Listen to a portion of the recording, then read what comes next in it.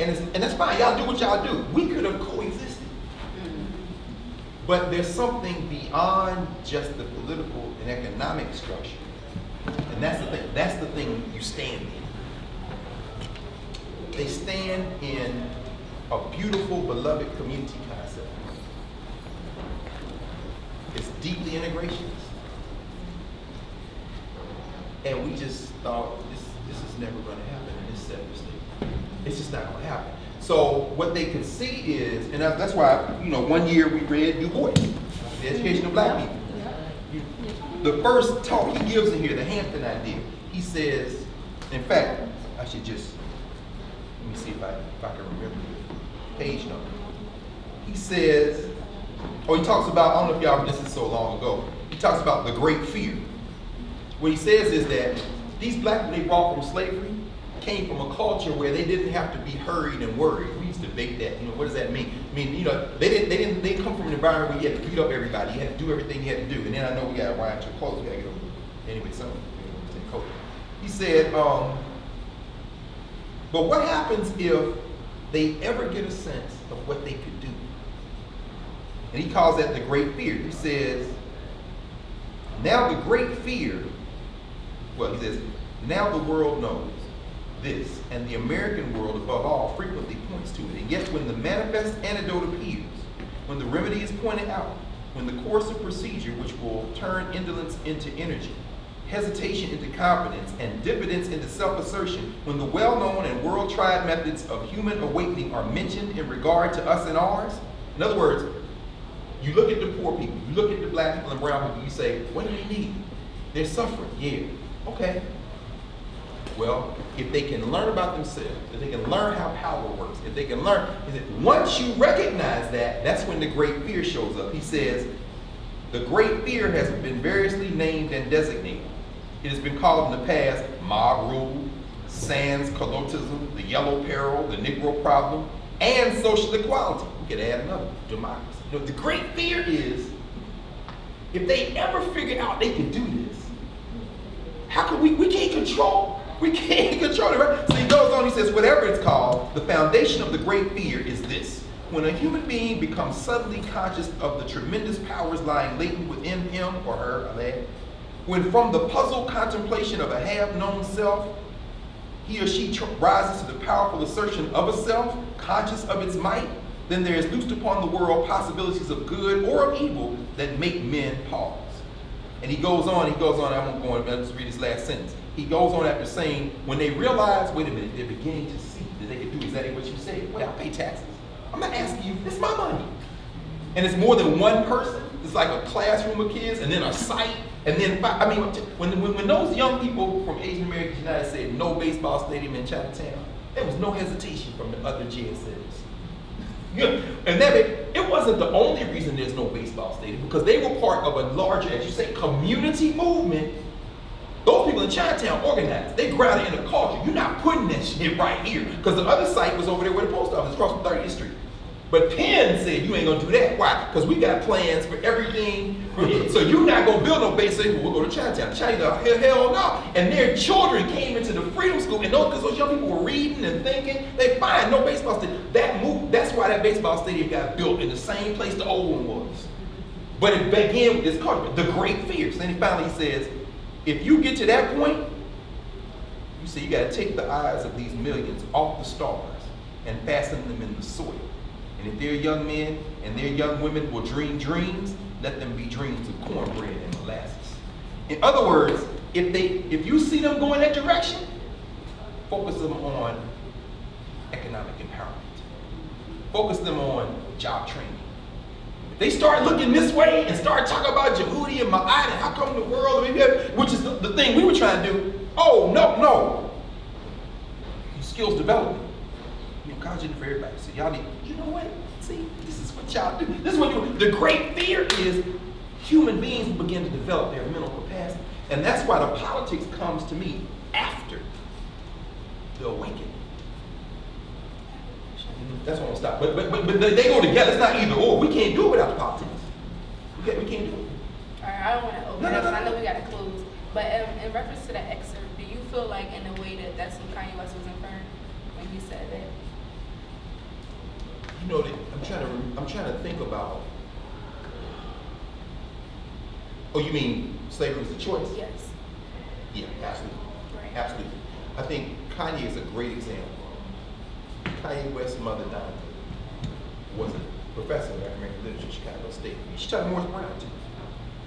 Clearly this boy was either too challenged, whatever his brain chemistry is or not, or too caught up in whatever else to receive from his own mother, who of course he loved dearly, the literal content grounding that would enable him to do something other than what he's done. I think what he was trying to say is, yeah, not that they chose to be enslaved, but how they dealt with it was the choice. And what I heard from him was a question. One that because he's not in a place that either he's forgotten, one that he didn't have the answer to, which at his age and given his lineage and his grounding, he should have known the answer to that was, that's what you started with, Captain. Freedom School. In this city, there's a reason Octavius Cato got a statue over here. It's not because that statue of Octavius Cato is out there in part because of us. Meaning, there are people in this city who would not know who Octavius Cato was. Remember when we were at Chain, I think the first year we went out there. We went out in the old circle and poured libation. And we talked about Octavius Cato. Philadelphia Freedom Schools was doing that work. Like, Cato was this guy, this is when we talking about Octavius. Hope y'all remember that. But my point is that Cato was attached to a tradition that never ended in this city of intellectual work. The choice that the Philadelphians made at the Union League, the choice that the Philadelphians made, the black Philadelphians. Oh yeah, absolutely. In fact, during the Civil War, remember when the Civil War jumped off, and we took this all stuff we did in Britain, which is why the difficult thing for us now, I think one of the things we have to figure out how to do is connect all this and remember the work that we did. And the reason why I think we haven't done it is because we need more of these. We need virtual communities because y'all wouldn't have been back in this circle. And y'all I was coming, and that brings us back. And people. Came back because of Sarah, just small. I don't even think Dr. Carr knows Sarah. I I don't think so. Sister Sarah is a former teacher at St. Paul. You was talking Sarah Robbins is a former McGee. She's married. Oh, Yeah, she's a former teacher at St. Kofa. She probably knows you. And so she went through a program, actually they went through together called Diverse Force with a guy named Suleiman Rahman. So I reached out to Sarah and asked Sarah to be the chair of the board for Freedom School. She would be here right now, but she has the flu. So I reached out to her as a former colleague to be the chair of the board for Freedom Schools based on her expertise and her experience running boards. So she agreed to do it, and that's how we were reconnected back. is Did through the Sarah. board training together. Yeah. So that's the network. You're a part of Diverse Force too, right? Wow, that's crazy. No, Darren, I mean, but the short story, the short answer to that, I think, in part, in terms of what Kanye, I think he was trying to articulate, or he could have just been off his meds that day. I mean, that's a very real possibility with that brother. So I mean, either way, and ultimately, he's irrelevant. Really, he's utterly irrelevant. I think I view him as dog with some politics. You know? Yeah, I mean, but even if you take away his how he's being used, you know, for whatever reasons, you know, you take that away. I doubt in 50 years anybody would be listening to Kanye West, but I guarantee you'll be listening to Jack Culture. In other words, you can't just look at somebody in a moment. You say, oh, Kendrick, right? Who was the Kendrick of 10 years ago? Lupe? Who's listening to Lupe? In other words, you can't. I mean, don't be looking at these cats so close, like they're gonna be here. You know, they gave Kendrick Lamar a appeal of surprise because they were trying to make a point. You understand? William Brooks has appeal of surprise. I mean, anyway. Can I share some thoughts? Yes, please, brother. So I'm sitting here and I'm thinking about this kind of question that was explicitly and implicitly touched on, like which comes first, the political grounding or politics, and I'm trying to get away from that binary and get at what I thought Freedom School did a wonderful job of recognizing that we're inherently political beings. Our children are political beings. The community is a political beings. Are political beings, and whether the project of white supremacy ever got off the ground, and this goes back to memory, there's an engagement that has to take place with regard to what type of political beings are we going to become. And that starting point isn't not being white. Right. That starting point isn't not being American. That starting point is not to not be a part of the government. It's something that predates that. And even if it didn't predate that, as political beings, part of the challenge of being human is to make a conscious decision about who you individually and collectively want to be in the future, and who you want those who follow you to be and to become. And I thought freedom schools inherently recognize that we were all political beings. The other thing that I'll connect to that is, as political beings, we create political institutions. Some of those are electoral or representative. And so politics, the way that we've been using it, is an expression of the makeup of the political beings that we currently are comprising. Sometimes that expression leads to democratic institutions, other types of institutions, but both are constantly creating each other back and forth. So the political beings, the community itself, how that's constituted will create certain political institutions. But it also works in the other way. The political institutions absolutely will shape how people think of themselves. And so we have to attack both at the same time. The Supreme Court has done an excellent job of disrupting our disruptions. That's right. That's exactly right. Political economic elites have done a phenomenal job of doing the same thing. And so they're constantly reimagining white people and then pulling them to something that's harmful to us, harmful to themselves, harmful to the planet. And they're doing the same with black folks as well. And so just recognizing that we have to have institutions, which Freedom Schools absolutely was. The Black Church has served that role. Other religious organizations, non-religious organizations. We have to have political institutions that's constantly creating the type of political beings that we want. And then we have to think seriously about what is our strategy to obtain political power as is expressed through government. Because I agree with you, there is no alternative to government. And that's a thing that too often we fail to recognize on questions related to, are people going to have water to drink that doesn't have poison in it? Right. You need a government to handle that. On questions related to climate destruction, which is hitting us first and the most severely, you need governments to tackle that problem, because the scale goes way beyond community, it goes way beyond nations. But that also posits that the government isn't trying to poison you and trying to, it's the thing about governments, and getting involved in that, it's not like it's happenstance that we're being poisoned. It's not that it's happenstance that we're the ones that are being targeted for the worst outcomes on the planet. And I feel like to the people that are in power now have no desire to give it up, even though their power is actually hurting them now. Like, it's getting to the point where the people who've always had power are and have gained it through these really corrosive, destructive ways. Now their destruction is actually impacting them in a bad way, but they still won't give it up. And it's like people in power don't see that power. And it's kind of like, I just kind of sit around and think about, we talk about the different freedom fighters and different people, and it's like there's so many of the people from Ferguson and these recent freedom fighters that are dead now. Like the brother who picked up the smoke can and threw it back at the cops because he was trying to get away from kids. Dead. There's so many people who have been dead. There's a brother who was arrested and kind of disappeared for a while because he was involved with the Black Lives Matter movement. So what government is going to do is it's going to protect itself. Even as it eats itself, it protects itself.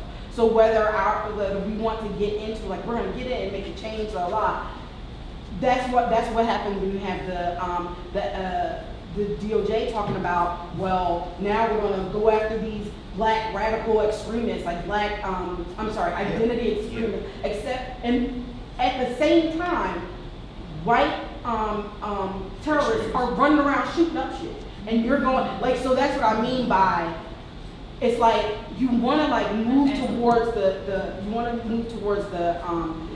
towards the mainstream, and you wanna like take over, they're not, like, it's like you have to, I'm just saying, it just needs to be something that's more contained and smaller as opposed to bigger, because when you let them know that you have a plan to try to get around it, they will figure out a way to not. I'll say something real quick before I think I want to say something. I'll Okay. facilitate a little bit. But I think in the current political climate, if my skepticism of government before has turned into like total and complete disillusionment that government in and of itself is worth anything.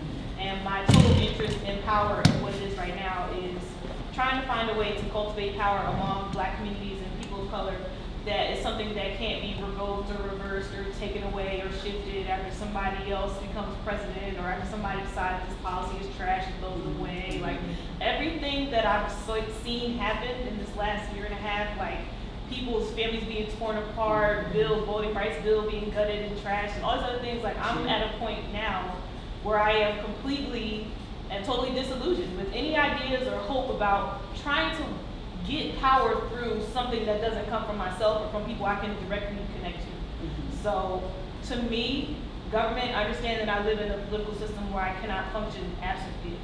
But my purpose of regarding it with any kind of intentionality now is for it to function as an umbrella for anything that I try to do as I'm trying to build with the people who I'm looking at. So Freedom School to me is the place where I exercise my power to affect change around me in my communities. That's how I get things done. That's how I make things happen. That's how I intend to build something that people can't take away from me if I intentionally make it strong enough.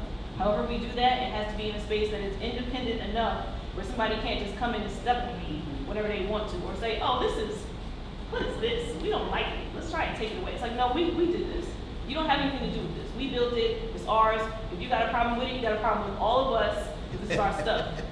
So I think that's really important, and we don't have enough time. I certainly don't have enough time or expertise to just get at everything that you communicated. But I think we have to be clear on what government is versus who controls government, because the government, I would argue, isn't largely controlled by people. For the vast majority of people, I would say the vast majority of people do want us to have clean water. The vast majority of people do want clean air. But if you have a government that's controlled by corporations, Right. then you're going to see the government being used for a radically different purpose. And the elites are very much clear in their power analysis. So they say, not that government is bad. They say, how do we break government so that people disengage from thinking about government? And then we'll control government. So you have corporations, they have 100 tax lawyers. They have lobbyists out the wazoo. They're not sitting back going, government's pointless. They're saying, let's break it in a certain way so that people will disengage. They do the same thing with public housing. Something that's actually probably needed if you're going to be serious about making sure everyone has housing. But they broke it. They defunded it, they stigmatized it, and now people say we don't want public housing. Okay, so now where are you getting your housing from? Wells Fargo? How's that working out for you? And they do the same thing, education, public school system. They break the public school system, they don't get out the education game, they then redirect you to something else. So I understand why one would say government isn't working for us or certain institutions isn't working for us, but even if that history didn't exist, we would still be a collective body that's trying to figure out how do we feed, clean, clothe, house, and take care of one another. And that project inevitably leads to creating government structures of some type. But it's both, because there are going to be certain things that, okay, you might not have an opportunity to control the federal government, and you take that into account, and you figure out what can you deal with locally. But I do think we should be clear on just making sure we understand that how something is currently functioning is a different question from how we need it to function. And then the last thing that I'll just say is, again, we're not trying to merely replace the people who currently are in power. So the goal isn't just to have control or control and be independent. Because to me, that sounds a lot like whiteness, right? This idea that's like, oh, if we just have control and we can dominate ourselves, then everything's going to magically work out. And oftentimes that doesn't take place because people can be corrupted or just use power differently. So how do we actually create institutions that do the thing that we believe we would have been doing had white supremacy and the transatlantic slave trade never showed up? Right. And that's try to figure out how to serve humanity. How do we have a government system that is serving humanity? How do we have an educational system that's serving humanity? And we pose that question to people and say, we can answer that question better than you. Freedom School is in a position to say, we can answer the question of what type of education your child is supposed to receive better than the other models. That's very true. We And what can would it take answer to the do question of why we are here better than the other institutions. What would it take to be able to articulate that? I say that because, and Kelly, you tried to do this. You did it partially. A compendium, an inventory of who's come through these spaces over the last now 20 years. You know, you ready to be on city council? You need that brother in your brain trust. We need to go to the board of freedom. No, That's no, what I was well, saying. you know what I'm saying? No, I agree with you What I'm 100%. saying, I'm saying, but what Columbus, the way you articulating this, Yeah, no, I agree. and this is one thing that we don't, and this isn't a criticism, this is just an observation. One of the things we have never done, and this is all black institutions, all institutions of oppressed people really in this situation, because we're too busy trying to figure out how to survive, is pause and take inventory of what we do have, our resources.